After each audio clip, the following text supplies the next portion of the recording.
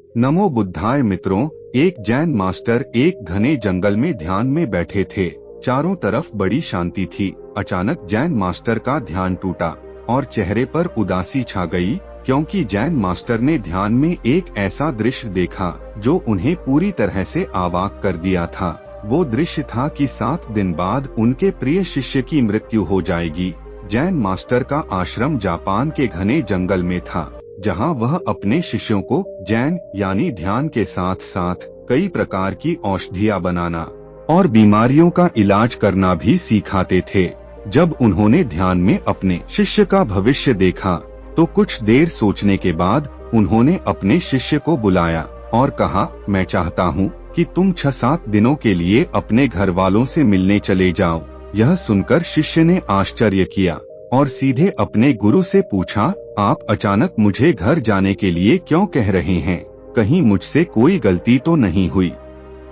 Jain master ने पहले बताने में आनाकानी की, फिर शिष्य नहीं माना तो उन्होंने गंभीर होकर सच बताया और साथ में यह भी कहा, लेकिन याद रहे 8वें दिन का सूरज ढलने से पहले तुम्हें यहाँ लौटकर आना होगा। शिष्य ने हामी भरी और उदास मन से घर को निकल गया।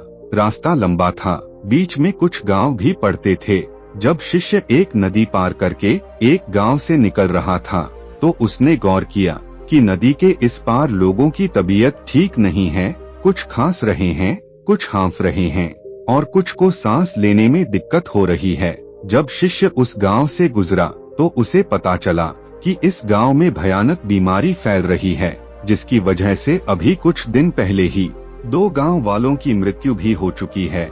जब गांव वालों ने देखा कि यह युवक तो दवाई वाले जैन मास्टर का शिष्य है, तो गांव वालों ने दवाई मांगना शुरू कर दी।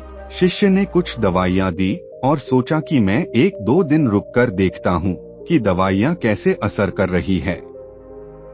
3 दिन में शिष्य को एहसास हो गया कि दवाई के असर से आराम तो मिलता है, लेकिन बीमारी फिर आ जाती है। अगर शुरुआती स्टेज में इस बीमारी का इलाज ना किया जाए तो ये जानलेवा हो जाती है।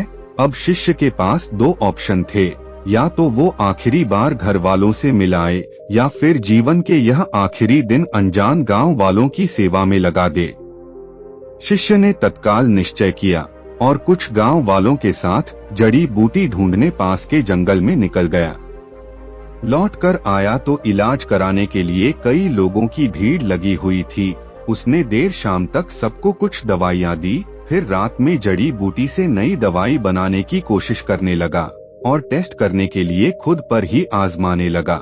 ऐसा करते करते 3-4 दिन हो गए। नींद, खाना, आराम सब भूलकर दिन में गांव वालों की सेवा करता और रात में एक्सपेरिमेंट करता।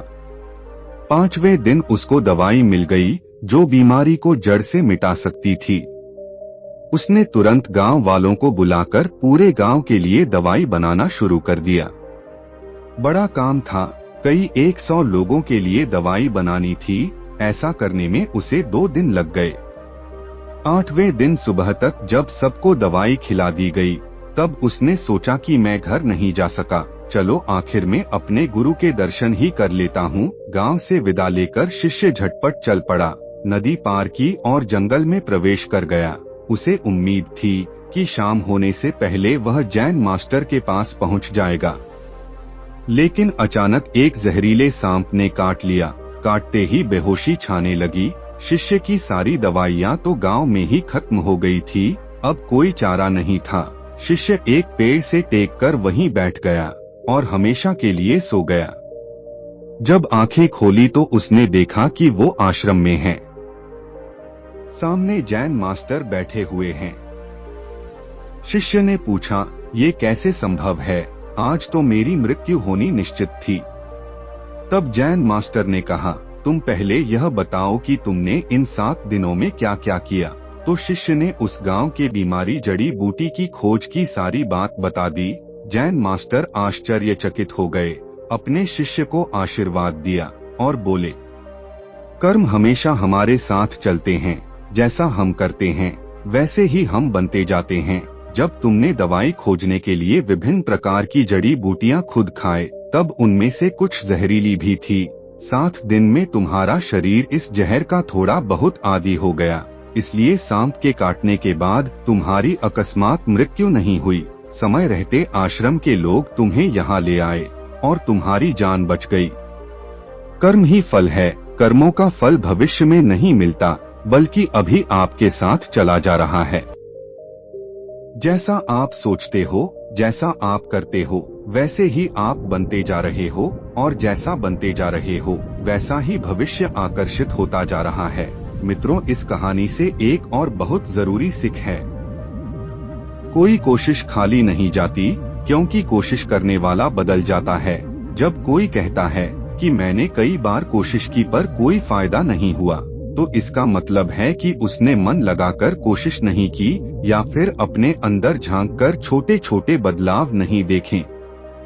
क्योंकि जब आप मन लगाकर कोशिश करते हो, तो आपको सबसे पहले अपना मन बदलना पड़ता है। यानी माइंडसेट का पहला बदलाव तो कोशिश करने के साथ ही आ चुका है। इसलिए मित्रों, कभी भी कोई भी कोशिश खाली नहीं जाती। आपको क्या करना चाहिए? हमेशा अपने माइंडसेट में, अपने एक्शन में, अपने आसपास छोटे छोटे पॉजिटिव बदलाव नोट करिए। एक के बाद एक कदम बढ़ाते जाइए, चाहे वो कितने ही छोटे क्यों ना हो, क्योंकि कोई भी कोशिश खाली नहीं जाती। मित्रों, आज का हमारा यह प्रस्तुति कैसा लगा, कमेंट्स में जरूर बताइएगा। और अगर आप हमारे चैनल पर नए हैं, तो हमारे चैनल को सब्सक्राइब जरूर कीजिएगा। धन्यवाद।